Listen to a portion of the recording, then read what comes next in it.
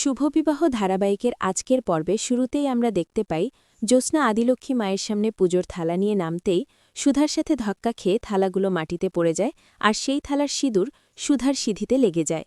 তখন জ্যোৎস্না বিস্মিত মেয়ে বলে, সুধা, এটা তুমি কি করলে? এত পবিত্র পুজোর থালা ফেলে দিলে? কিন্তু সুধা তখন কোনো কথা না বলে কান্নায় ভেঙে পড়ে আর বারবার বলতে থাকে, আমার তরি তেজ কোথায়? ওরা কোথায় গেল? আমি যেভাবেই হোক ওদের খুঁজে বের করব, আজকেই। এটা বলে সুধা বাড়ি থেকে বেরিয়ে পড়তেই ঝিনুক দৌড়ে এসে তাকে থামিয়ে বলে, দিদি, তুই খুব অসুস্থ, তুই 2 দিন অজ্ঞান ছিলি, ডাক্তার বলেছে তোকে রেস্ট নিতে হবে, এখন বাইরে গেলে তোর শরীর আর খারাপ হয়ে যাবে, তাই তুই আমার সাথে ঘরে চলো।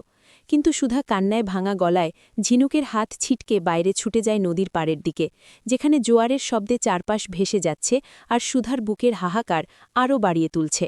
এদিকে আশুতোষবাবু তার পুরো পুলিশ টিম নিয়ে নিখোঁজ লোকদের খোঁজ শুরু করে।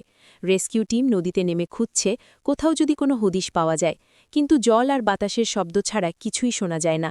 অন্যদিকে সুধা নদীর পাড়ে দাঁড়িয়ে কান্না করতে করতে চিৎকার করে বলে, তরি, তেজ, তোমরা আমাকে ছেড়ে কোথায় গেলে? তরি, বাখো, তোমার মামা মেশেছে, তুমি আর লুকিয়ে থেকো না, আমার খুব কষ্ট হচ্ছে, তোমরা তাড়াতাড়ি বের হয়ে এসো। ঠিক তখনই পেছন থেকে ঝিনুক, সমুদ্র, জ্যোৎস্না আর বাকি সবাই এসে তাকে সামলাতে থাকে আর বলে, তোর শরীর এখনও দুর্বল, তুই আজকেই জ্ঞান ফিরেছিস, ডাক্তার তোকে কোনো দুশ্চিন্তা করতে মানা করেছে। কিন্তু সুধা কিছুতেই শান্ত হয় না।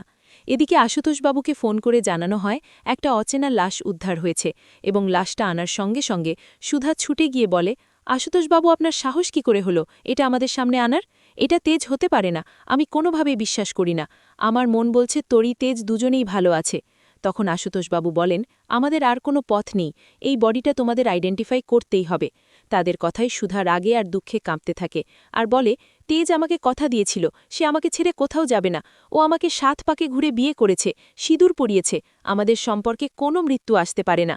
এদিকে সমুদ্রকে ইন্দ্রজিৎ বসু মল্লিক বলে, এই দায়িত্ব তোমারই নিতে হবে, মুখের চাদরটা সরিয়ে দেখ, এটাই সত্যি। কিন্তু চাদর সরাতেই দেখা যায় ওটা সম্পূর্ণ অন্য একজনের লাশ এবং সবাই গভীর শ্বাস ফেলে বলে, আমরা তো জানতাম এটা দাদাভাই হতে পারে না। সুধা তখনও কান্না করতে করতে নদীর পাড়ে ফিরে যায় আর আগের থেকেও বেশি জোরে ডাকতে থাকে, তোরি মা, তুই কোথায় আছিস রে? আমি এসে গেছি, দেখ তোর মামাম ডাকছে, তুই আর লুকোচুরি করিস না। তখনই সুধার চোখে পড়ে পানির ধারে পড়ে থাকা ছোট্ট একটা গণেশ ঠাকুরের মূর্তি, আর সেটা হাতে নিয়ে সুধা ভেঙে পড়ে বলে, এটা তো আমার তরির গনু দাদা, তার মানে অবশ্যই আমার তরি এখানেই আছে। কিছুক্ষণ পরে এক ফকিরের মতো লোক এসে দাঁড়িয়ে বলে, আমি জানতাম তুই এখানে আসবি, তুই যাদের খুঁজছিস তাদের জন্যই এখানে আসবি, কারণ এটাই নিয়ম, ভাঙা গড়ার খেলা, কে কখন আসবে কে কখন যাবে কেউ জানে না। আর তুই যার জন্য কাঁদছিস সে কি তোকে আদৌ মনে রাখবে? ফকিরের কথা শুনে সুধা রেগে যায় আর কাঁদতে কাঁদতে বলে, আপনি এসব কি বলছেন? তেজ আমাকে ছেড়ে কোথাও যেতে পারে না, আমরা 7 জন্ম একসাথে থাকার প্রতিজ্ঞা করেছি, আর সে প্রতিজ্ঞা ভাঙবে না। এটা বলে সুধা দৌড়ে নদীর দিকে চলে যায় আর জোরে জোরে তেজ, তরি বলে ডাকতে থাকে। অন্যদিকে ঝিনুক দেখে সমুদ্রের গলা শুকিয়ে গেছে আর মুখ ফ্যাকাশে।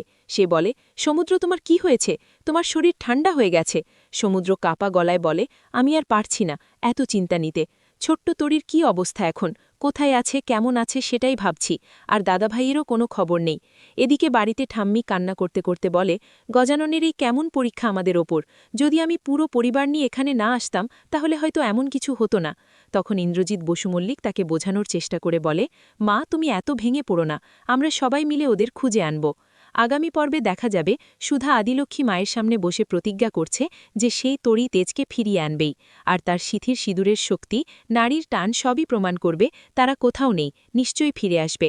অন্যদিকে দেখা যাবে গ্রামের লোকেরা নদীর কূল থেকে ছোট্ট তরিকে জ্ঞানহীন অবস্থায় তুলে আনছে, আর নদীর অন্য পারে অজ্ঞান অবস্থায় পড়ে থাকা তেজ ধীরে ধীরে চোখ খুলে তাকাচ্ছে।